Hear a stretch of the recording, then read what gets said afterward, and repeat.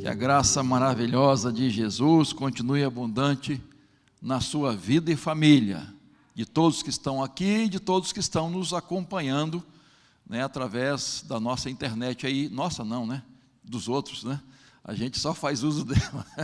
Muito bem, abra sua Bíblia em Mateus capítulo 21, versículos 28 em diante. Mateus 21, versículos 28 a 32. Se você não trouxe Bíblia, está aí no telão e você pode acompanhar. Diz assim: o que vocês acham? Um homem tinha 2 filhos. Chegando-se ao primeiro, disse: filho, vá hoje trabalhar na vinha.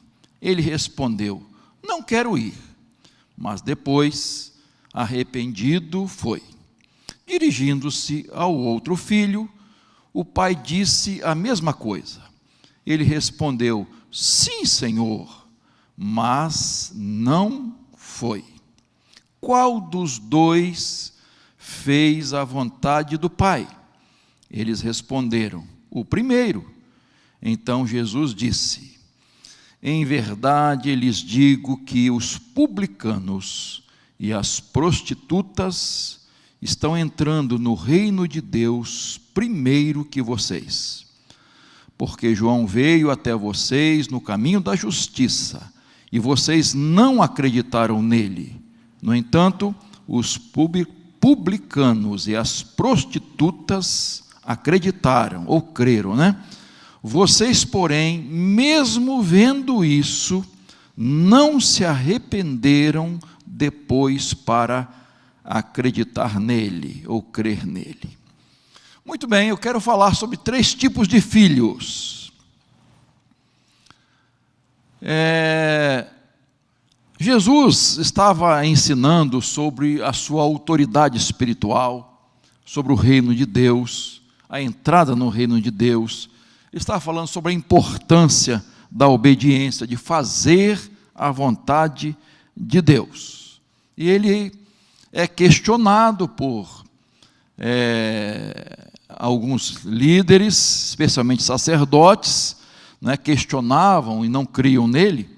E então ele contou essa parábola dos 2 filhos, mostrando o que estava acontecendo exatamente naquele momento, em relação a ele, o Filho de Deus, o Messias, que os religiosos da época, especialmente escribas, fariseus, né, os sacerdotes, não criam nele, rejeitaram a Jesus, né?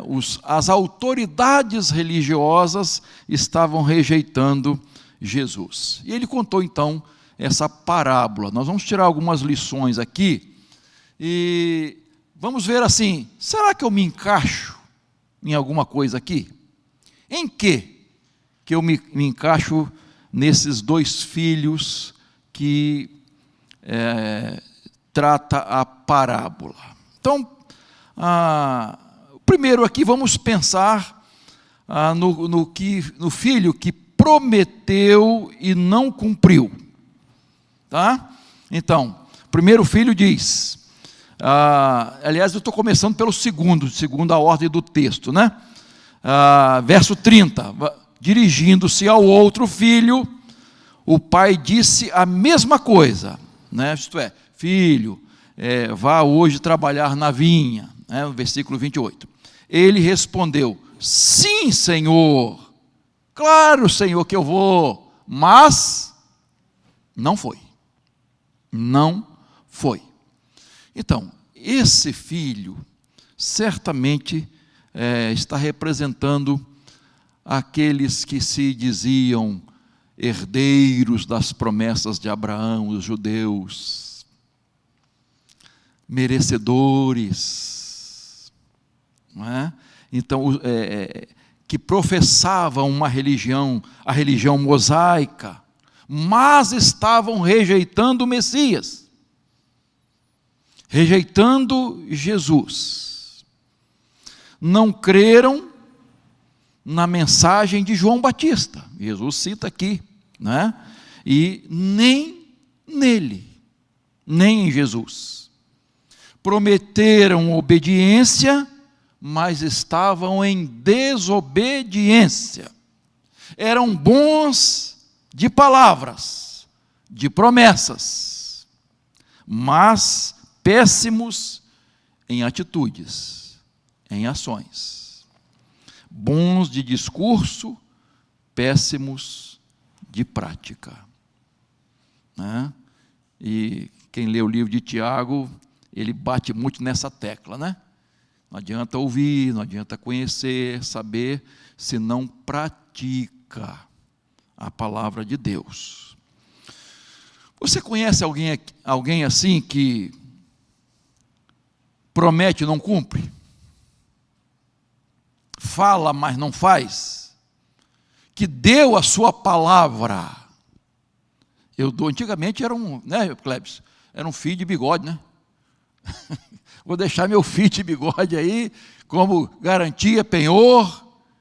Né? Hoje tem documentos registrados em cartório e as pessoas nem assim cumprem. Mas você conhece alguém que falou, prometeu e não cumpriu? Como nós conhecemos, né? Muita gente. Na vida profissional, então, a gente faz uma lista. A pessoa disse que ia fazer, mas não fez. Você conhece um marido, uma esposa, que no altar fez votos de fidelidade, de estar junto, de cuidar, de ser companheiro, companheira, e depois não cumpriu? Como tem, irmãos, como tem gente infiel aos seus votos, aos votos conjugais. E há pessoas que fazem votos a Deus. Sabe quando é que a pessoa faz votos a Deus? Especialmente quando ela está em sufoco, dificuldade, passando por uma situação difícil, enfrentando uma enfermidade, enfrentando um problema conjugal, um problema com o filho, com alguém da família, enfim, na vida profissional, está desempregado, fez dívida, enfim, queridos. A pessoa está no sufoco, vai fazer um exame e não sabe o resultado, ou se já pegou o resultado do exame e a coisa não é muito boa. A gente vê as pessoas fazendo votos a Deus, irmãos.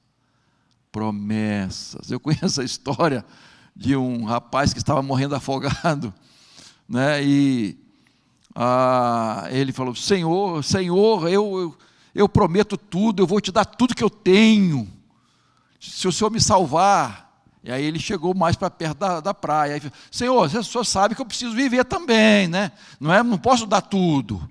Né, e tal, aquele negócio todo. E quanto mais ele chegava para a praia, ele ia diminuindo os votos, aquilo que tinha prometido lá atrás.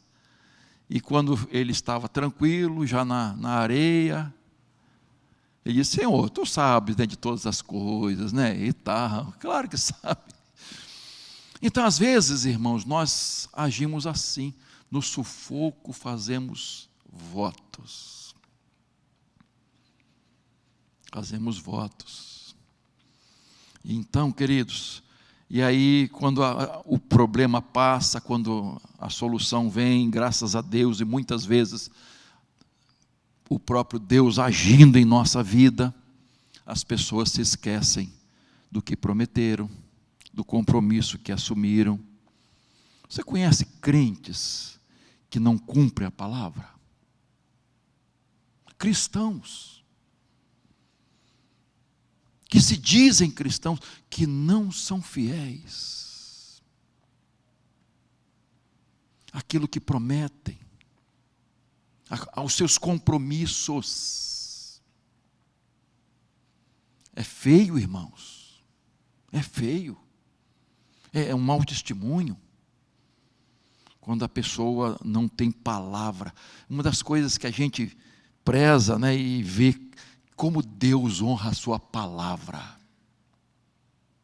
Deus honra a sua palavra. O que Ele prometeu, Ele cumpre. Nós podemos descansar nas promessas de Deus. Mas há muita gente vivendo de aparência, irmãos. E há uma palavra que a gente não gosta muito de se encaixar: hipocrisia. Há muita gente hipócrita neste mundo. Há muita gente que chama Jesus de Senhor, mas não obedece a Jesus. E lá no juízo, né, a gente tem vários textos: Senhor, Senhor, eu não fiz. Senhor? Ué, se você chama Jesus de Senhor, é porque Ele é o dono. Se você chama Jesus de Rei e canta isso, ué, você não obedece? Então, queridos, nós temos na Bíblia a história de um jovem rico que tinha várias virtudes, e ele apresenta Jesus, não é? Desde a minha mocidade, onde eu é mais novo, eu tenho feito isso. Mas quando Jesus toca no ponto principal, porque Jesus conhecia o coração dele, que era amor ao dinheiro, à riqueza, ele não foi capaz. Ele queria a vida eterna, mas deu as costas a Jesus e foi embora. Às vezes as pessoas fazem assim, queridos. Quando a gente estuda a vida de Pedro, né? Não precisa nem estudar muito, mas ver as declarações que ele disse antes da negação, que estava pronto a fazer o quê? Ainda que todos aqui se escandalizem, falando dos outros, dos companheiros. Eu não. Estou pronto a morrer. Mas logo em seguida, a gente vê Pedro negando a Jesus 4 vezes, né? 3 vezes. Pedro nega Jesus vergonhosamente 3 vezes. Será, irmãos, que temos prometido alguma coisa e não cumprido? Dizemos às vezes que vamos fazer e não fazemos. Será que estamos falhando nessa parte? Estamos sendo esse tipo de filho de Deus? Então, vamos avaliar essa questão. Vamos pensar. Não vamos pensar nos outros, não. Vamos pensar em nós mesmos. O que eu votei a Deus, o que eu consagrei a Deus, o que eu dediquei, o que eu prometi, se fiz votos, vou cumprir, vou ser fiel ao Senhor. E aí vamos agora para o primeiro filho na parábola, né? Eu sei que há textos que essa ordem muda, né? O outro tipo é o que diz não vou, mas depois ele obedece, ele vai. Verso 28. O que vocês acham? Um homem tinha 2 filhos, chegando-se ao primeiro, disse: filho, vá hoje trabalhar na vinha. Verso 29, ele respondeu: não quero ir. Mas depois, arrependido, foi. Esse filho está representando aqui, como a própria parábola diz, os publicanos, as meretrizes, os pecadores, os cobradores de impostos, os gentios, que se voltaram para Jesus, que arrependidos creram em Jesus, estavam negando a Jesus, estavam afastados de Jesus, estavam excluídos ou longe, né, do convívio de Deus, da igreja, do povo de Deus, mas depois se arrependem, depois se chegam para Deus, disseram não a Jesus, mas depois avaliaram bem. Não estão fazendo corretamente. Eu vou me arrepender e vou obedecer a Jesus. Então, este filho nos representa. Nós somos esses pecadores arrependidos que foram salvos pela graça de Jesus, que antes disseram não para Jesus. Quantas vezes, quanto tempo você disse não para Jesus? Eu disse não para Jesus até os 17 anos. E só depois da minha conversão que eu fui dizer sim. Vou obedecer ao meu Pai Celeste, vou cumprir a vontade de Deus. Então esse filho está representando aqueles que se convertem, aqueles que são alcançados pelo Evangelho, aqueles que estavam perdidos e foram achados, aqueles que estavam mortos e reviveram. E aí há no texto a importância do arrependimento. A importância do arrependimento. A importância, irmãos, de não se conformar com a desobediência a Deus. A importância de não se conformar com o pecado na nossa vida. Esse filho nos dá um grande exemplo, ele volta atrás. Ele podia estar pensando assim, poxa, eu entristeci o coração do meu pai. Eu falei para ele que não ia. Mas ele refletiu, pensou melhor e foi. A Bíblia diz, Paulo diz aos Efésios, que toda vez que nós pecamos, nós entristecemos a quem, queridos? Ao Espírito Santo de Deus.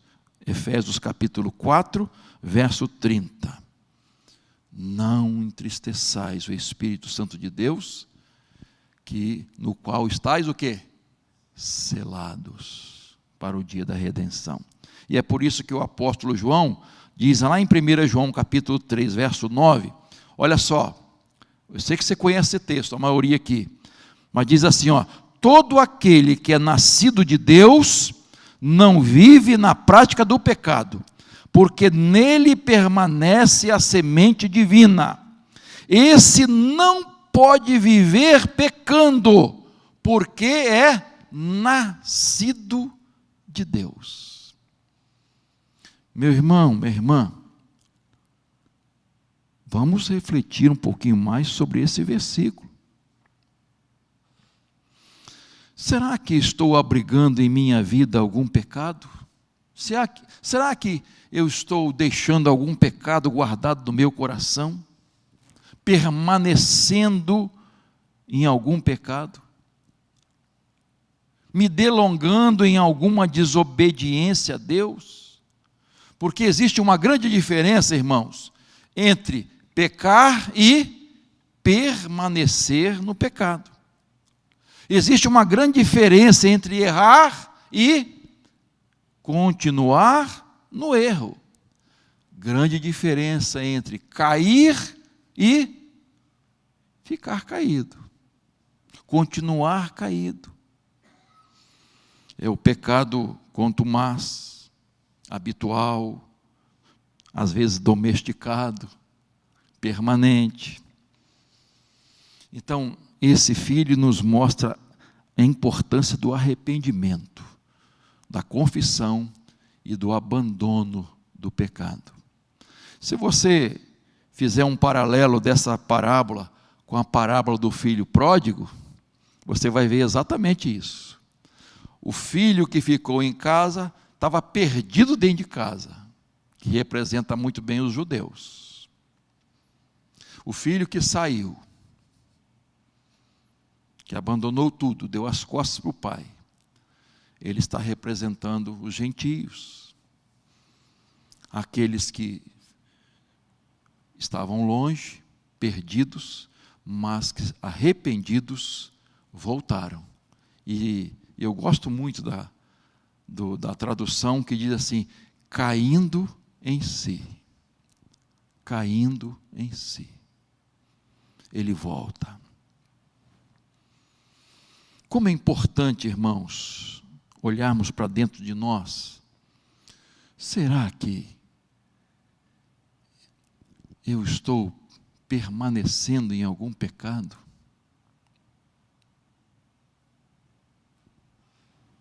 Há alguma coisa na minha vida que continua acontecendo? Não foi um acidente? Ele é reincidente? Continua acontecendo, continua acontecendo, continua acontecendo. É diferente, irmãos, quando a pessoa está lutando. Está lutando, está lutando, está lutando. É diferente quando a pessoa descansa. Ela se acostuma. Não tem problema não. É assim mesmo. Existe algum pecado, alguma desobediência na nossa vida que a gente precisa deixar, abandonar. Estou falhando em que área da minha vida? Eu preciso consertar isso. Mas há um terceiro filho. Tem? Esse terceiro filho aqui é por minha conta. Minha conta e risco. Que a parábola não diz. Um filho disse que ia e não foi. Um filho falou o contrário, né? Falou que não ia e foi. E se tivesse um filho, um terceiro filho aqui, que diz, não, eu vou e foi. Eu vou e eu vou obedecer. Eu vou dizer sim e vou fazer o que meu pai mandou. Seria um filho ideal, né? Seria um filho perfeito, sem defeitos, sem pecado. Mas não existe esse filho. Por isso que a parábola não fala. Jesus não colocou esse aqui na parábola. Porque não existe esse filho. Existe o filho que está buscando a perfeição.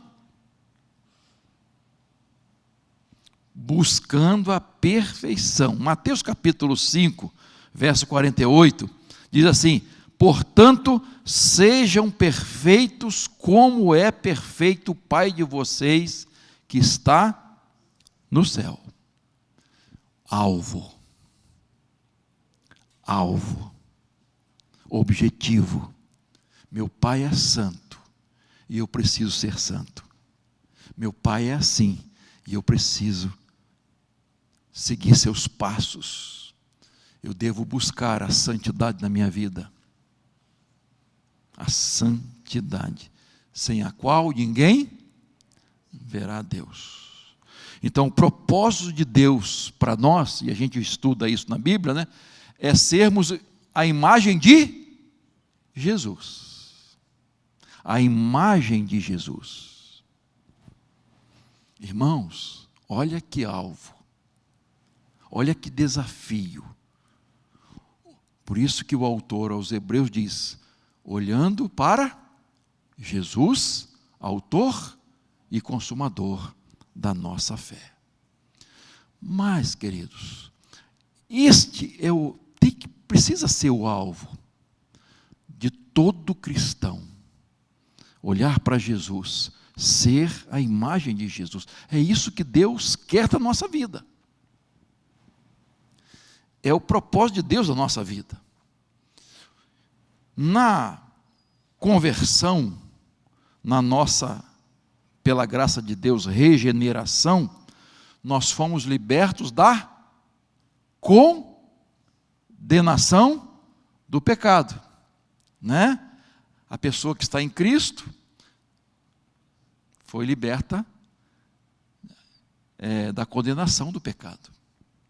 E Paulo fala muito sobre isso, né? Na santificação, nós somos libertos do quê? Do poder do pecado. Poder. E somente na glorificação que nós seremos libertos do quê? Da presença do pecado.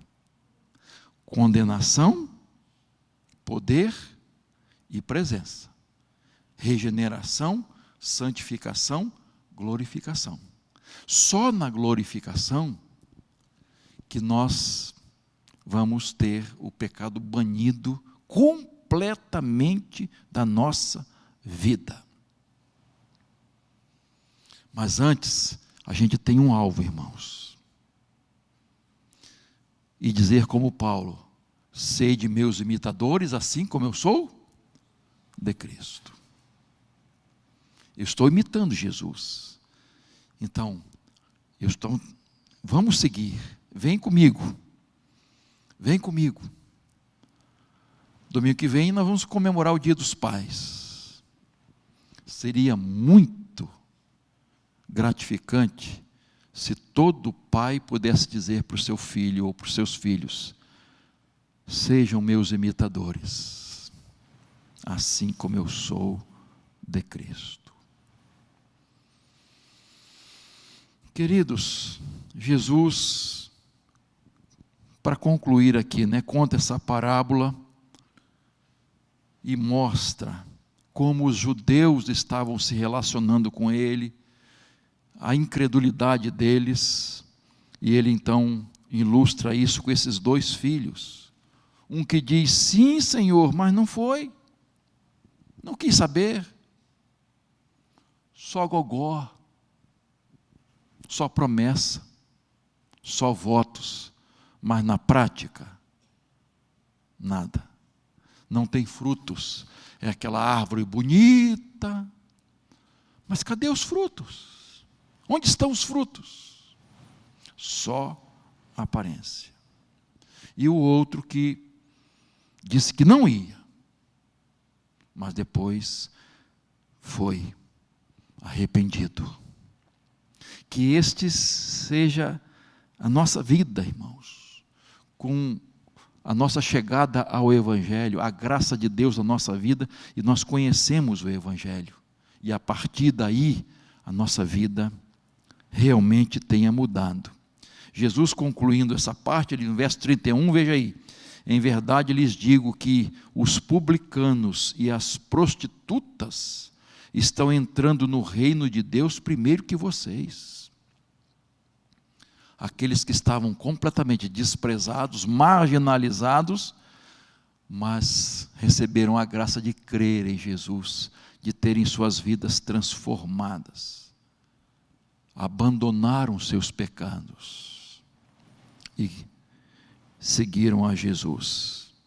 Então, irmãos, nós continuamos pecando como filhos de Deus, mas a grande diferença é que nós temos um advogado junto ao Pai, Jesus Cristo, o justo. Ele é a propiciação pelos nossos pecados. Graças a Deus por isso. Não somos filhos perfeitos, porque não existe. E temos um Pai perfeito, que nos deixou um alvo: olhar para Jesus, sermos a imagem de Jesus. E poder dizer como Paulo: não julgo que haja alcançado, mas uma coisa eu faço, eu prossigo para o alvo. Curva a sua cabeça agora, meu irmão, minha irmã. Eu queria convidar você agora, que está aqui ou que está nos acompanhando pela internet. Há algum pecado na sua vida que está sendo abrigado, que você ainda não confessou, não deixou? Há alguma coisa acontecendo com você que você sabe que não é da vontade de Deus, mas continua fazendo?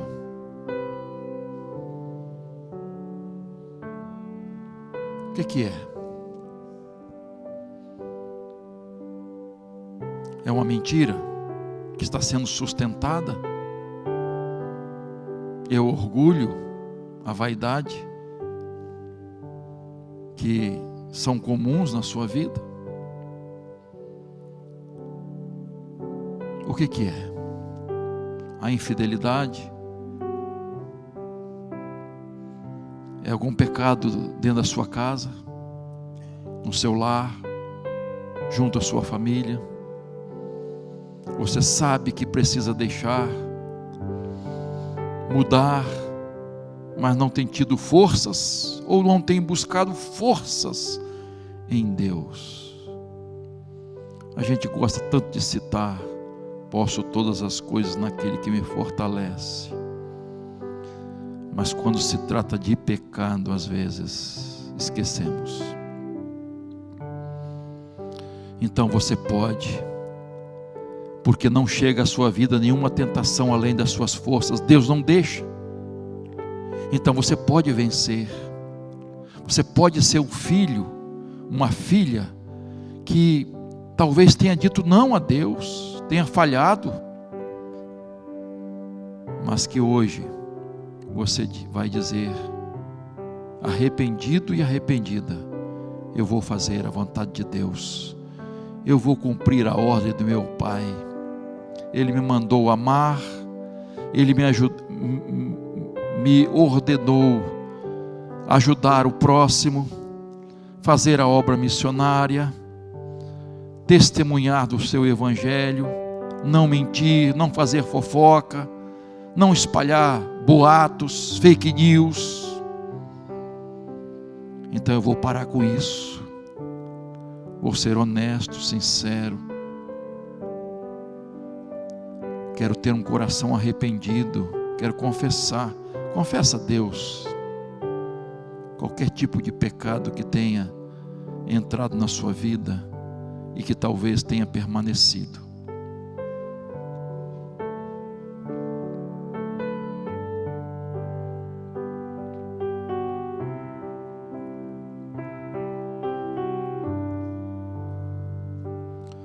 Ouve a oração, Senhor, dos teus filhos e filhas. Ouve a nossa oração. Queremos ter uma vida santificada, obediente. Senhor, quantas coisas ouvimos da Tua palavra, mas não queremos ser apenas ouvintes, queremos ser obedientes. Queremos nos olhar no espelho da Tua palavra e corrigir as nossas falhas, nossos defeitos, nossos erros. Oh Deus, dá-nos essa graça, esse privilégio de viver na Tua presença, de andar com o Senhor. Abençoa todos que estão aqui, Pai. Abençoa aqueles que nos acompanham de longe. Abençoa-nos, Senhor. Fortalece-nos, Senhor, para termos uma vida que glorifique Teu nome. Assim oramos, agradecidos em nome de Jesus. Amém.